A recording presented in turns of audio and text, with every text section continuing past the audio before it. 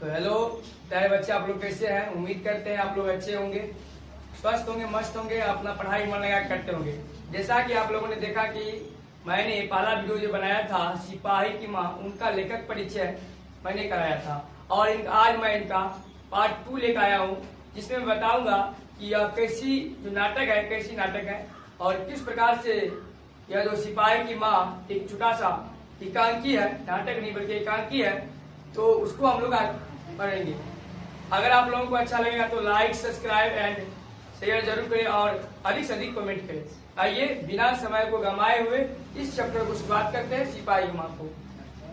देखिए प्यारे बच्चों, सिपाही की माँ एकांकी का लेखक आप लोगों ने जान चुके हैं मोहन डाकेश से, और इनका पाठ परिचय के बारे में जानते हैं आज। बिस्नी जो कि मानक या मुन्नी, बिस्नी जो है मानक या मुन्नी की माँ होती है, और कुंती जो कि एक पड़ोसनी होती है, और दीनू गांव के कुम्हार होते हैं, और मानक जो है बिस्नी का पुत्र और मुन्नी का भाई होता है, जो कि वही सिपाही आगे चल के या जो है ब्रह्मा से लड़ाई के लिए जापान की ओर जाता है, लड़ाई करने के लिए।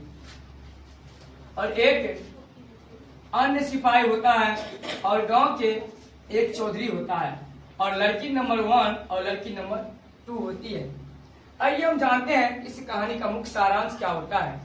सबसे पहले जानने की कोशिश यह करेंगे कि इस छोटा सा जो एकांकी है उसमें मुन्नी क्या करती है, वह इंतजार करती है चिट्ठी का कि मेरे भैया का चिट्ठी आया या नहीं, क्या मेरे भैया का चिट्ठी आने वाला है नहीं। और मुन्नी इंतजार करती रहती है और जाती है दौड़ करके डाकिया के पास। मुन्नी जाती है और वह कहती है डाकिया के पास, क्या डाकिया आया, कोई चिट्ठी आया। लेकिन जब मुन्नी जाती है डाकिया के पास चिट्ठी लाने के लिए अपने मानक का, तो वह चिट्ठी नहीं आई होती है और वह निराश हो जाती है। मुन्नी फिर आके बैठ जाती है और माँ पूछती है बिस्नी मुन्नी से, क्या बताओ मुन्नी, क्या भैया का आज भी कोई चिट्ठी आया कि नहीं। मुन्नी कहती नहीं माँ, भैया की चिट्ठी जो आज तो नहीं आया है। और फिर उनकी माँ भी परेशान हो जाती है, कहता है क्या मेरे प्यारे बेटे को, लाडले को इतना भी समय नहीं है कि अपने माँ के लिए दुख सुख भी थोड़ा सा लिख दे, कोई छोटा सा कहानी लिख दे कि मैं अच्छा हूँ या बुरा हूँ, या खुशी से हूँ या नहीं।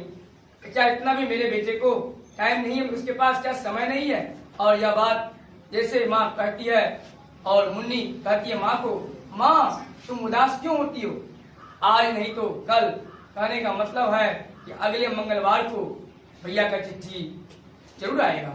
फिर बिस्नी कहती है, अरे मुन्नी तू तो रोज ऐसी बातें करती हो, रोज कहती है अगले मंगलवार को आएगा, अगले मंगलवार को आएगा, परंतु चिट्ठी आता कहाँ है। और इस प्रकार से माँ और बेटी मुन्नी और बिस्नी बातचीत करती रहती है, और बातचीत के सिलसिला में कुछ ही समय के बाद वहां से एक प्रवेश होता है, वह चौधरी आता है, और चौधरी के बाद में चर्चा होती है।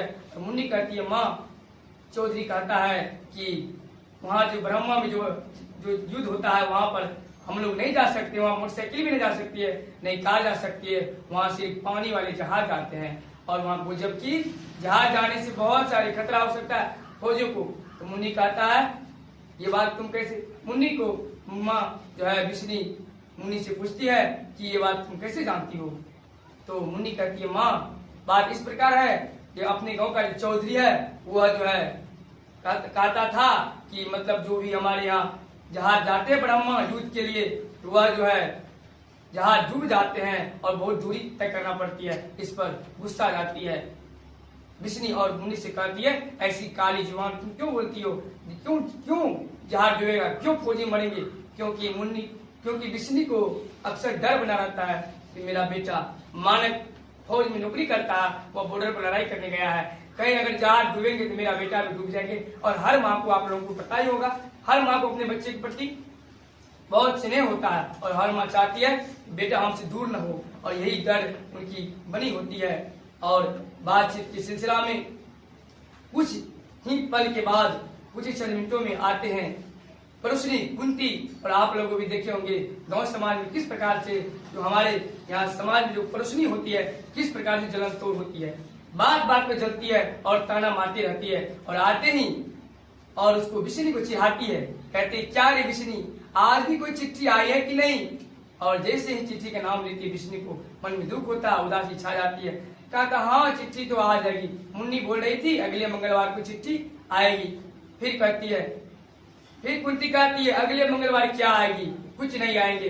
फिर बिशनी कहती है चिट्ठी नहीं आएंगे तो मेरा बेटा मानक जरूर आएंगे, क्योंकि मुझे बता के गया है कि अगर मैं गया लड़ने के लिए, मैं जाऊंगा बॉर्डर पर तो मैं कुछ ही दिनों में लौट आऊंगा। और इस प्रकार से बातचीत सिलसिला होती रहती है। फिर बीच में ताना मारती है परोसनी कुंती, कहती है अरे मेरी धन्नु तो कब की चली गई है, बैसाख का शादी हो गया, क्या तुम्हारी जो है लड़की मुन्नी ये मुटियार हो गई है, मतलब जवान हो गई है, और तुम इसका विवाह कब कराओगी, शादी कब कराओगे? कहने का मतलब है कि परोसनी को बहुत टेंशन होती है। हालांकि उतना टेंशन बिशनी को नहीं है, लेकिन परोसनी कुंती जो है उनको बहुत सारी टेंशन है। फिर कहती है बिशनी नहीं कुंती, वो बात तो तू सही कह रही है, लेकिन बात तो इस प्रकार है कि मानक जब भी आएंगे तब मेरे बेटी का जो है हाथ पीले करेंगे। मानक आएगा तब तो। आजकल की दुनिया में दहेज का कितना हाथ बढ़े है वो तो तुमको पता ही है। जब मानक आएंगे अच्छा से गौरव देख करके हम मुन्नी का जो है विवाह करा देंगे। फिर इस तरह से तीनों में बातचीत होता है और वहां से कुछ ही चंद मिनटों में एक आती है दीनू कुमार का प्रवेश। वह हाफता हुआ आता है, पूरा परेशान लगता है, घबराता हुआ मुड़ आता है। वह कहती है मुन्नी की माँ हद हो गई, बेशर्मी की हद हो गई। और सभी घबराहट स्थिति में घबरा कर आते हैं, कहते क्या हो गया, इतना तुम परेशान क्यों लगते हो? कहती है मुन्नी की माँ बात इस प्रकार है, बेशर्मी की हद हो गई।